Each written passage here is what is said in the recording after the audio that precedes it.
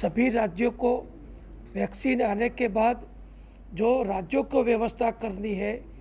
नागरिकों को जब भी वैक्सीन आ जाए तब उनको तुरंत उसका उपयोग करके वैक्सीन देने की व्यवस्था करनी है, वैक्सीन के स्टोरेज की व्यवस्था करनी है, वैक्सीन की कोल्ड स्टोरेज चेन बनानी है, जिसको वैक्सीन देनी है उसकी पसंदगी करनी है, उस जुट की पसंदगी करनी है। यानी कि पहली प्रायोरिटी में किसको वैक्सीन दी जाए, दूसरी प्रायोरिटी में किसको वैक्सीन दी जाए, उस प्रकार की जो व्यवस्था करनी है वो हमारी गुजरात सरकार की ओर से मुख्यमंत्री श्री की अध्यक्षता में हमारा हेल्थ डिपार्टमेंट पूरे राज्य में कर रहा है। गुजरात सरकार ने, मुख्यमंत्री जी ने चीफ हमारे जो सेक्रेटरी है उनकी अध्यक्षता में एक कमेटी बनाई है।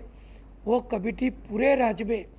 वैक्सीन देने के लिए जो भी इंफ्रास्ट्रक्चर ज़रूरी है, जो भी अनुभवी नर्सिंग स्टाफ या पैरामेडिकल स्टाफ या डॉक्टर की ज़रूरत है, जो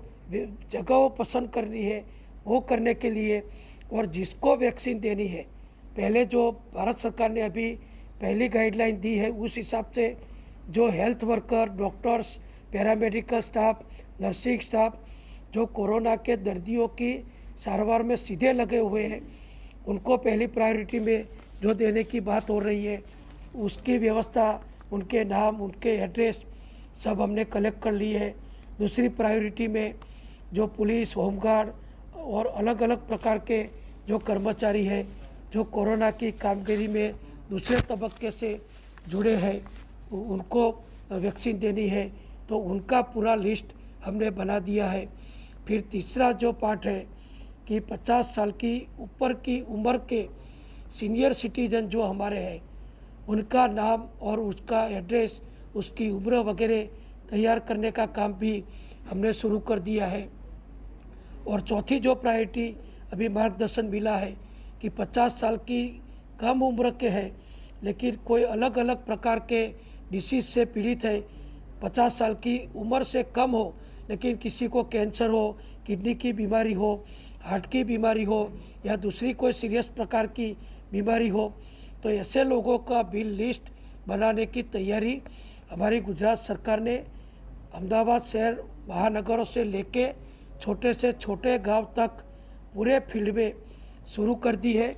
और इस हिसाब से वैक्सीन देने की पूरी तैयारी हमने जो शुरू की है, उसमें ये कोल्ड चेन ये बहुत महत्व का उसमें ज़रूरियात वाला रोल रहेगा।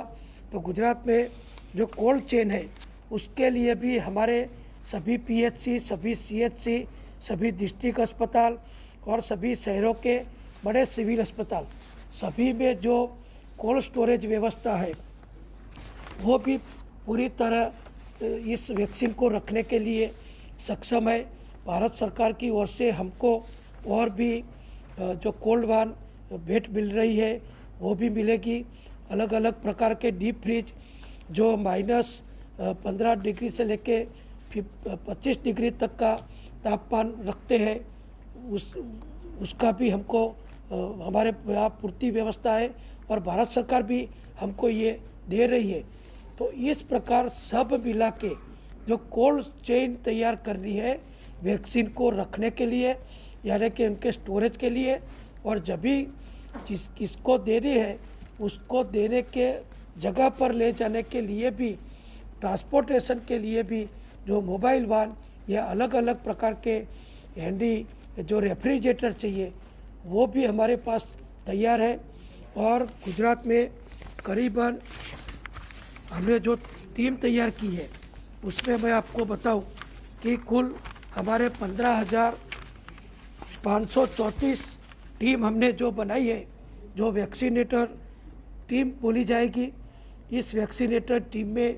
5 से 6 कर्मचारी होंगे जो तय की जगह पर जाएंगे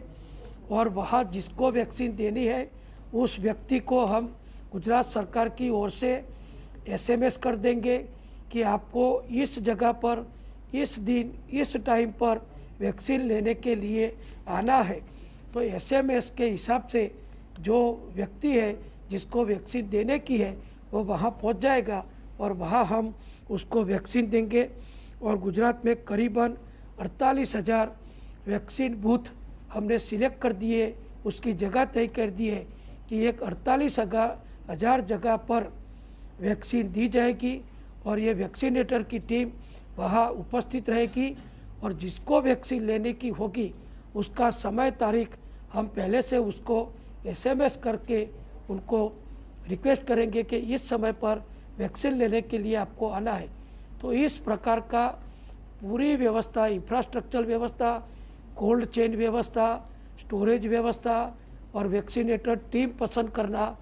और लाभार्थियों को पसंद करना, उनके नाम पसंद करना, ये सब व्यवस्था गुजरात सरकार में हम कर चुके हैं।